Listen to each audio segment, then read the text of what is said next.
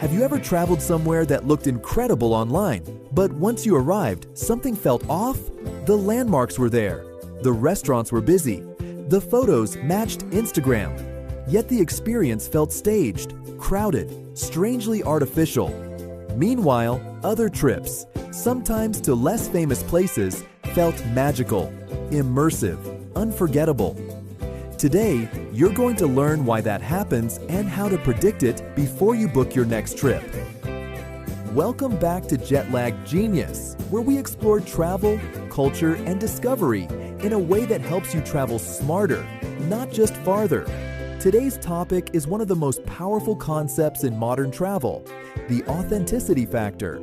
This single idea explains why some destinations energize you, surprise you, and stay with you for years, while others feel like expensive photo backdrops. By the end of this video, you'll know how to identify authentic travel experiences and avoid destinations that quietly disappoint.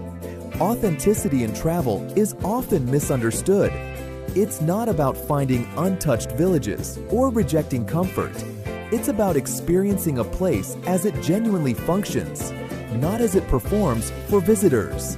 An authentic destination is one where local life continues naturally, culture exists for residents first, and tourism integrates without dominating. Artificial destinations, on the other hand, are typically optimized for visitor expectations, social media imagery, and revenue extraction.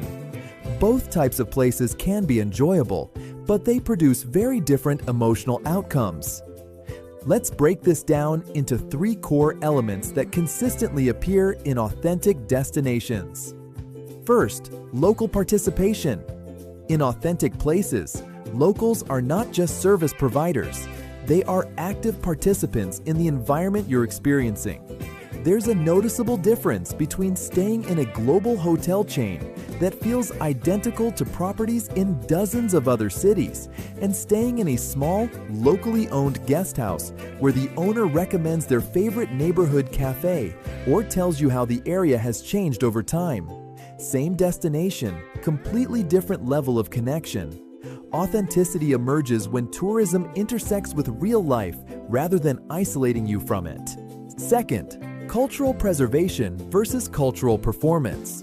Authentic culture exists because it matters to local communities, not because tourists expect to see it.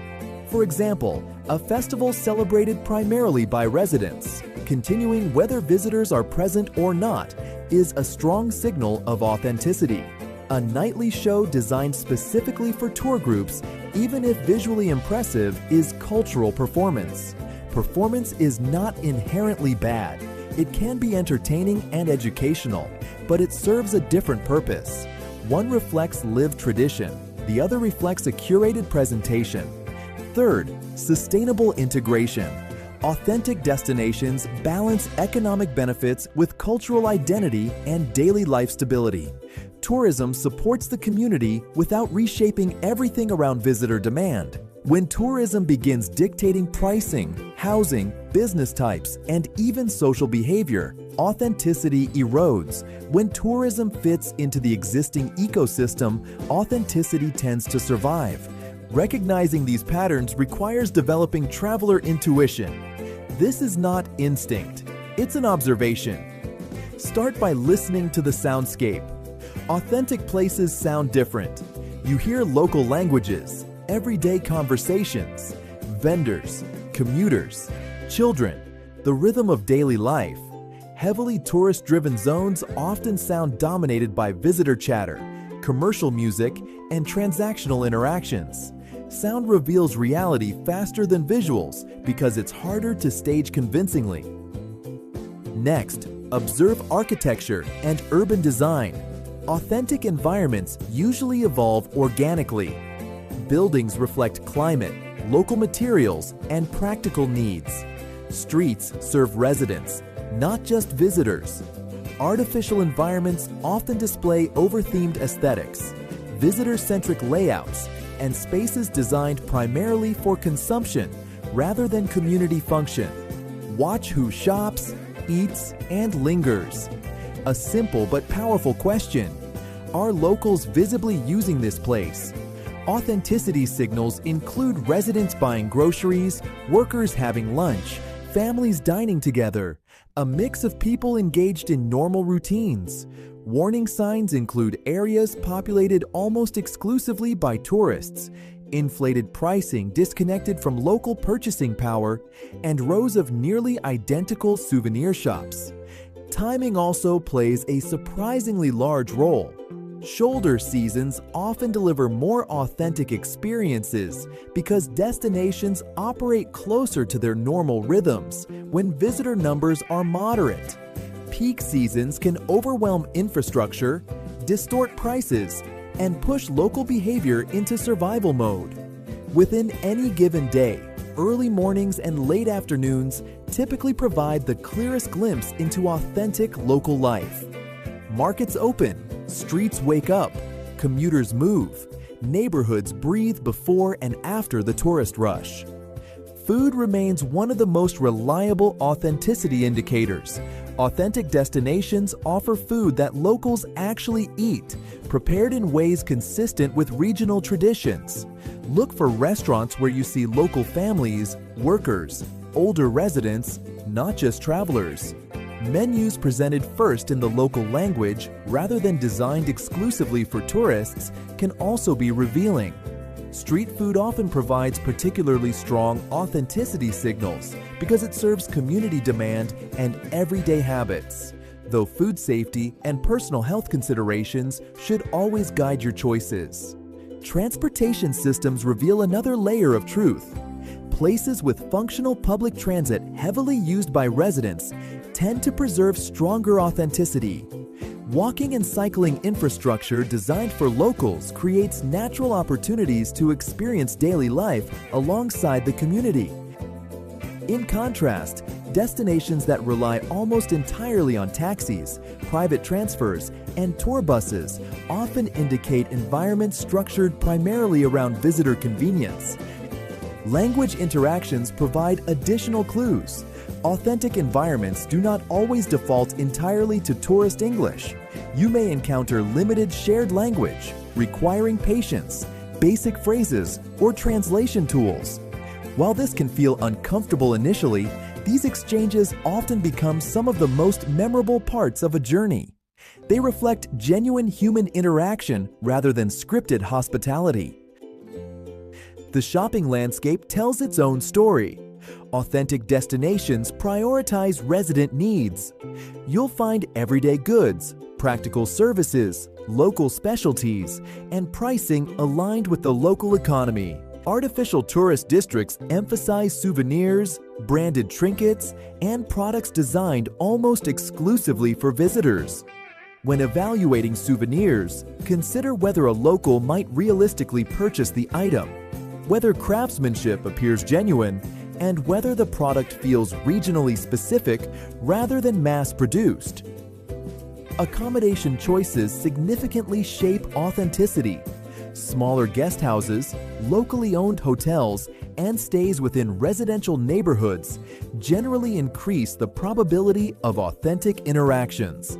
This does not require sacrificing comfort. Many locally owned properties provide excellent quality while preserving cultural character. Location matters as much as property type. Sleeping in a neighborhood where people actually live rather than a dedicated tourist enclave changes how you experience mornings, evenings, and the subtle flow of everyday life. Seasonality influences perception in nuanced ways. Festivals and major events can provide extraordinary experiences, but they do not always represent typical daily life.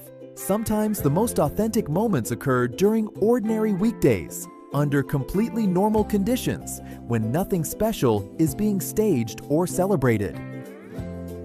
Photography etiquette also interacts with authenticity.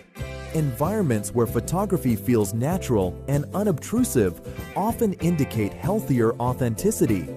Places where every interaction becomes a photo opportunity, or where spaces feel designed primarily for social media, performance can subtly shift behavior away from genuine cultural exchange.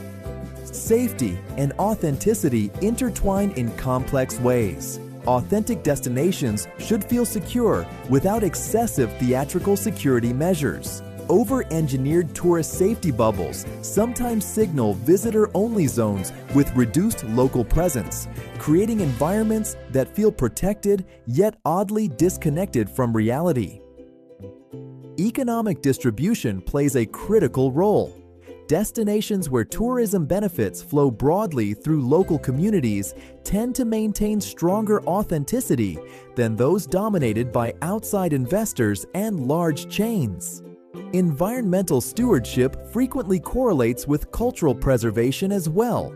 Places protecting natural resources often apply similar long-term thinking to cultural identity and community stability. Here's a simple authenticity diagnostic you can use on future trips. Are locals visibly present? Do businesses clearly serve residents? Is the local language dominant? Does daily life feel natural rather than staged? Are prices aligned with the regional economy? The more yes answers you observe, the higher the likelihood you're experiencing an authentic environment. Finally, remember that authenticity is not something you passively discover. It's something you influence. Slowing down, staying curious, respecting local rhythms, and releasing rigid expectations dramatically increase authentic experiences. Rushing, treating destinations as photo backdrops, and demanding constant familiarity tend to reduce them. Authenticity is not about rejecting tourism. It's about recognizing the difference between experiencing a place and consuming a destination. Once you see the signals, travel changes. You stop chasing hype. You start choosing experiences that feel real, grounding, calmer, and often far more rewarding. Thank you for watching. Please subscribe to the channel for more senior-friendly travel tips. And as always, safe travels.